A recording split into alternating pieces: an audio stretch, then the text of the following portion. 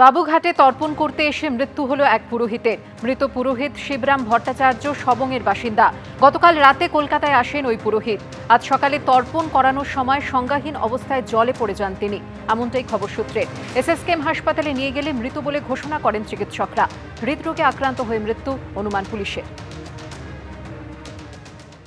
মহালয়াতে দেবী দুর্গার চক্ষুদান চলছে মুদিয়ালি ক্লাবে। আমাদের প্রতিনিধি অরিত্রিক ভট্টাচার্য সেখান থেকেই রয়েছেন সরাসরি। অরিত্রিক, মুদিয়ালি ক্লাব দক্ষিণ কলকাতার অত্যন্ত পরিচিত ক্লাব। 91 বছরের এই ক্লাবে বেশ কিছু রীতি প্রথম থেকে মেনে আসা হয়, তার মধ্যে একটি মহালয়া চক্ষুদান।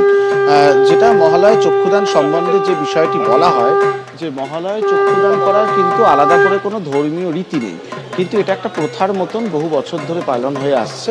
বিশেষ করে বনেদি বাড়িতে যখন পুজো হতো সেই আমল থেকেই এই প্রথা পালন হয়ে আসছে। এখন বিভিন্ন মণ্ডপ বিভিন্নভাবে দুর্গাপুজো হয়, সেখানে সবসময় শিল্পীরা মহালয়াতেই চক্ষুদান করেন এমন নয়, কিন্তু মহালয়া এবং চক্ষুদান এই দুটো শব্দের মধ্যে একটা আত্মিক যোগাযোগ অবশ্যই রয়েছে, এবং সেই জায়গা থেকেই মুদিয়ালি তাদের প্রথা মেনে মহালয়ার দিন চক্ষুদান সেরে থাকে।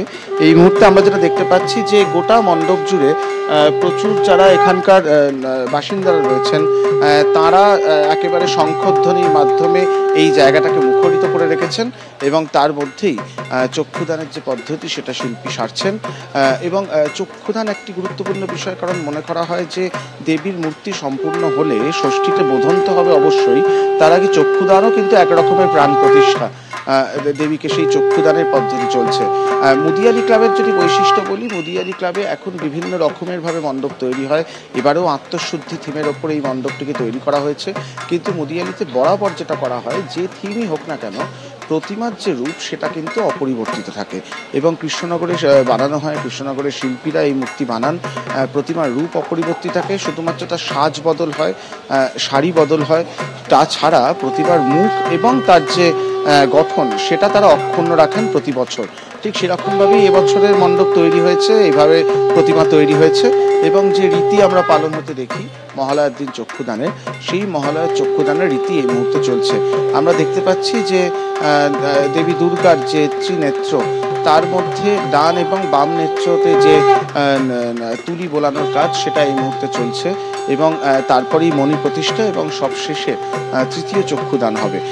একটা সময় সাপেক্ষ বিষয়। যারা শিল্পী তারা বারবার বলে থাকেন যে মূর্তি তৈরি যেমন একটি কঠিন এবং একটি শৈল্পিক বিষয়, চক্ষুদান ঠিক ততটাই শৈল্পিক বিষয়।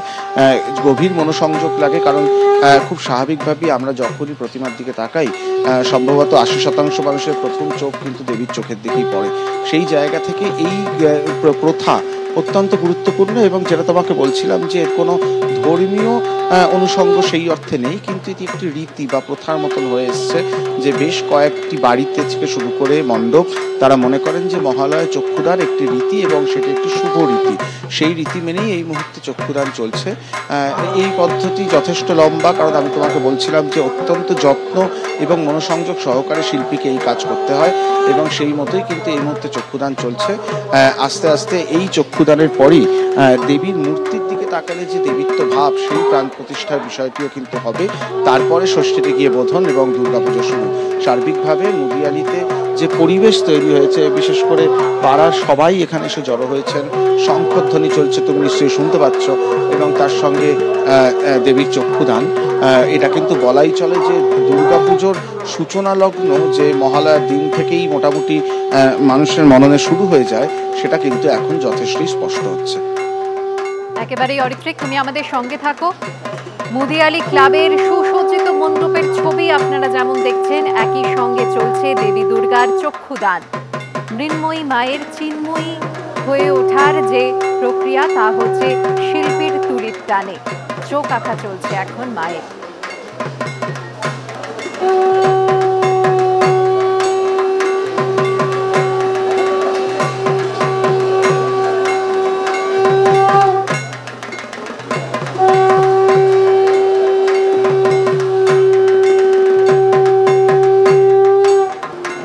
একদিকে মুদিয়ালি ক্লাব এবং অন্যদিকে দেখুন টালা প্রত্যয়ের ছবি, সেখানেও চলছে চক্ষুদান।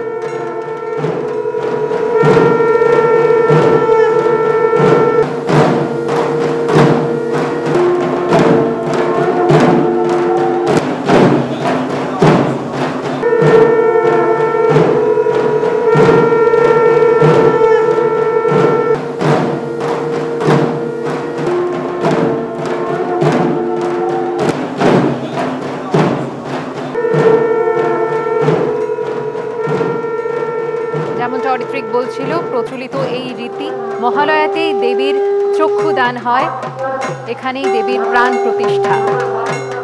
গভীর মনোসংযোগ লাগে এই দেবীর চক্ষুদান করতে।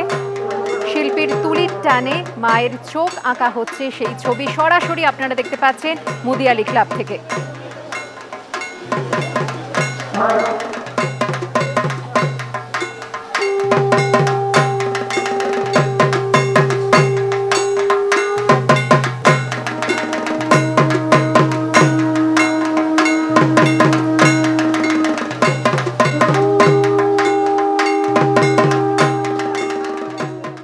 শনিবাসরীয় দুপুরে বৃষ্টি মাথায় নিয়ে শারদোৎসবের সূচনা করেন মুখ্যমন্ত্রী। তবে শুরুতেই স্পষ্ট করে দেন এ শুধুমাত্র মণ্ডপের উদ্বোধন। এ নিয়ে কটাক্ষ ছুঁড়ে দিয়েছেন শুভেন্দু অধিকারী। শ্রীভূমি স্পোর্টিং ক্লাবের উদ্বোধন মঞ্চ থেকে বাংলা, বাঙালি ও পরিযায়ী শ্রমিক ইস্যুতেও সুর চড়ান মমতা বন্দ্যোপাধ্যায়। পাল্টা জবাব দিয়েছেন বিরোধী দলনেতা। মহালয়ার আগেই যেন পুজো শুরু। শনিবাসরীয় দুপুরে বৃষ্টি মাথায় নিয়ে শারদোৎসবের সূচনা করলেন মুখ্যমন্ত্রী। তবে শুরুতেই স্পষ্ট করে দেন এই শুধুমাত্র মণ্ডপের উদ্বোধন। কালকে মহালয়া মাতৃতর্পণ হবে। মাতৃতর্পণের আগে আমি পূজা মাতৃমূর্তি উদ্বোধন করি না, মহালয়ার দিন থেকে করি। আজকে আমি প্যান্ডেল উদ্বোধন হিসেবে এসেছি। এদিন দুপুরে প্রথমে হাতিবাগান সর্বজনীনের পুজো মণ্ডপে পৌঁছন মুখ্যমন্ত্রী। সঙ্গে ছিলেন কাশীপুর বেলগাছিয়ার বিধায়ক অতীন ঘোষ। সেখান থেকে চলে যান টালা প্রত্যয়। এবছর উত্তর কলকাতার এই পুজোর শতবর্ষ। টালা প্রত্যয়ের থিমের নামকরণ করেছেন মুখ্যমন্ত্রী, নাম দিয়েছেন বীজ অঙ্গন। শুভ আমায় বলেছিল যে দিদি, আমরা একটা বীজ অঙ্গন করছি, আমাদের একটা থিম লিখে দেবে। এমনিতেই আপনাদের আমি বলি, অরূপ চায় না যে ওদের থিমটা প্রথম থেকে আমি করি বলে আর কোনো কারো থিম আমি করি, এটা ওদের আবদার। ববের ওই ঠাকুরের চোখ আঁকা আর হচ্ছে ওদের থিম। ধান্যে ভরে এটা লেখা এবং সুর করা আমার। টালা প্রত্যয় থেকে দমকল মন্ত্রী সুজিত বসু শ্রীভূমি স্পোর্টিং ক্লাবের পুজো। বর্ণাঢ্য অনুষ্ঠানে মুখ্যমন্ত্রীকে স্বাগত জানানো হয়। মুখ্যমন্ত্রী মণ্ডপের উদ্বোধন ঘিরে কটাক্ষ ছুঁড়ে দিয়েছেন শুভেন্দু অধিকারী। একটা বিশেষ সম্প্রদায়কে বার্তা দিচ্ছেন হিজাব পরে, তিনি আজকে পুজো উদ্বোধন করেছেন। সরাসরি হিন্দু আস্থা, হিন্দু রীতিনীতি, পরম্পরাতে আঘাত। পিতৃপক্ষে আজকে শেষ দিন, একটা বিশেষ মেসেজ তিনি 32-33% ভোটারকে দিচ্ছেন যে আমি কমপ্লিটলি সেকুলার, আমি নাস্তিক। নাস্তিক নয়, আমি প্রো মুসলিম লীগ।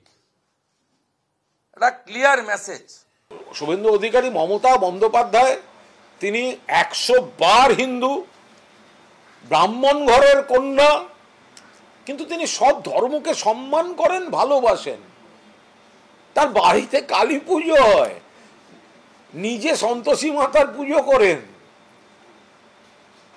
বগলা মায়ের মন্ত্র তার ঠোঁটে। দয়া করে ধর্ম নিয়ে মমতা বন্দ্যোপাধ্যায়কে আক্রমণ করবেন। এদিন শ্রীভূমি স্পোর্টিং ক্লাবের উদ্বোধন মঞ্চ থেকে বাংলা, বাঙালি ও পরিযায়ী শ্রমিক ইস্যুতেও সুর চড়ান মমতা বন্দ্যোপাধ্যায়। বাংলা ভাষায় কথা বললে তার উপর অত্যাচার করতে হবে, এটাই আমি একমত নই। আবার 22 লক্ষ আমার বাইরে কাজ করে, কিন্তু সেরকম এখানেও কিন্তু মনে রাখবেন 1.5 কোটি 1.5 crores they are working in Bengal. I am very happy. আমাদের একসাথে বাঁচতে হবে। যেদিন আমরা ঐক্যবদ্ধ থাকবো না, দেশটা টুকরো টুকরো হয়ে যাবে। ওনার তো দুটো চার্টার আছে।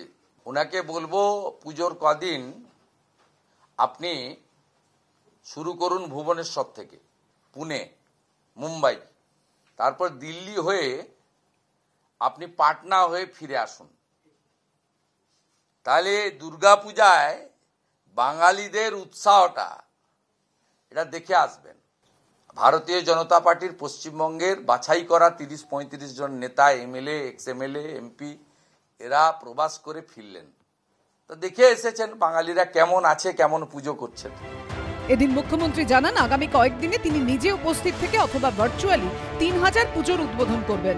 উজ্জ্বল মুখোপাধ্যায়, ময়ূর ঠাকুর চক্রবর্তী ও জয়ন্ত পালের রিপোর্ট, এবিপি আনন্দ।